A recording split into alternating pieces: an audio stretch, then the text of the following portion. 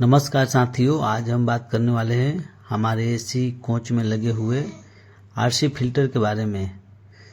ये RC filter AC और TL दोनों कोचों में लगे हुए रहते हैं।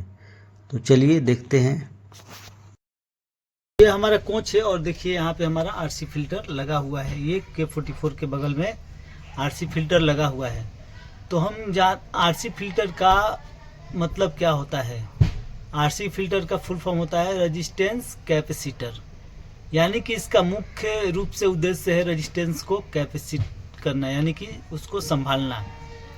तो देखिए ये इसका कनेक्शन रहता है यहाँ से। ये K44 है। K44 के इनपुट से इसमें सप्लाई दिया हुआ रहता है। 3 फेज रहता है। RYB यहाँ से सप्लाई दिया हुआ रहता है। ये दिख रहा है आपको। अब देखिए इसमें क्या क्या है। तो ये हमारा रेजिस्टेंस है, ये कैपेसिटर है और उसके आगे फ्यूज है। देखिए यहाँ पे R लिखा है, वहाँ पे C लिखा है, वहाँ पे F लिखा है। अगर आपको दिख रहा होगा तो दिखा रहे हैं। देखिए ये R1 R2 R3 लिखा है। ये कैपेसिटर 1, कैपेसिटर 2, कैपेसिटर 3 और वो F यानी कि फ्यूज।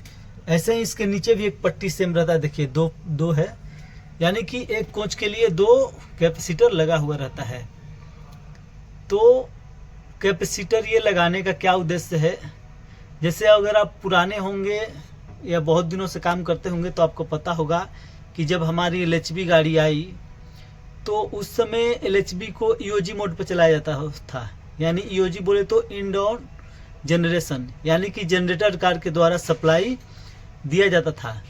तो उस समय क्या होता था कि हमारा जो सप्लाई है वो स्टेबल होता था। जनरेटर से जो सप्लाई निकलता था वो स्टेबल होता था। लेकिन जब हमारा HOG पे गाड़ी हमारी चलने लगी मॉडिफाई होने के बाद, तो हमारी जो सप्लाई आती है HOG से तो IGBT बेस पे आती है। IGBT बेस का मतलब है कि एक फेज जो हमारे फेंटो से आता है वो क्या करता है कि पहले DC में कन्वर्ट होता है और DC में कन्वर्ट होने के बाद वहाँ से फिर वो कन्वर्टर DC से AC में बदलता है। तो वो IGBT बेस्ड बोलते हैं। तो उससे जो आता है तो क्या होता है कि जब सप्लाई आने के दौरान हमारे जो फेज में जो सप्लाई आते हैं, हमारे जो फीडर से सप्लाई आते हैं, उसमें क्या होता है कि मतलब वो पूर्ण रूप से AC नहीं रहता है। यानी कि कुछ में उसमें पार्टिकल क्या रहता है, DC का रह जाता है, बच जाता है।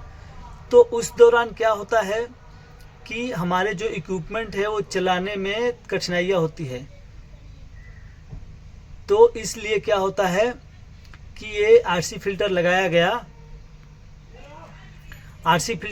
गया ताकि ये क्या हो, हमारे इक्विपमेंट ख़राब ना हो और जो भी इसका रेजिस्टेंस है या इसका फ्रीक्वेंसी है, तो जब हमारा न्यूट्रल सेक्शन के बाद जो सप्लाई आता है तो क्या होता है कभी फ्रीक्वेंसी कम ज़्यादा होता है, तो वोल्टेज कभी ज़्यादा तो कभी कम।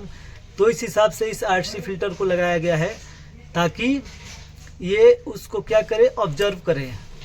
आपको पता होगा कि इंडिया में जो हमारा सप्लाई है वो 50 हर्ट्ज फ्रीक्वेंसी पे चलता है।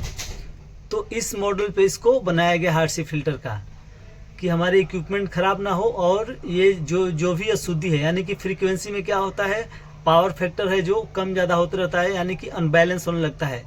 तो इसको ये एक समान वेव में क्या करता है, शुद्ध करके और सप्लाई को आगे भेजता है, जिससे कि हमारे इक्विपमेंट वगैरह बराबर चलते हैं और किसी भी तरह का डिफेक्टिव होने का खतरा नहीं रहता है। अगर थोड़ा भी अनबैलेंस होता है तो क्या होता है, हमारा इक्विपमेंट चलता नहीं है। तो इसलिए ये आरसी फिल्टर लगाया हुआ है।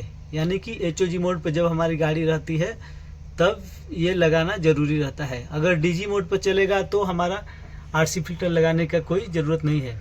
तो अब समझ गए कि इसका कनेक्शन यहाँ से रहता है, हमारा K44 के इनपुट सप्लाई से रहता है। और क्या होता है कि इसमें 2 आरसी फिल्टर रहते हैं।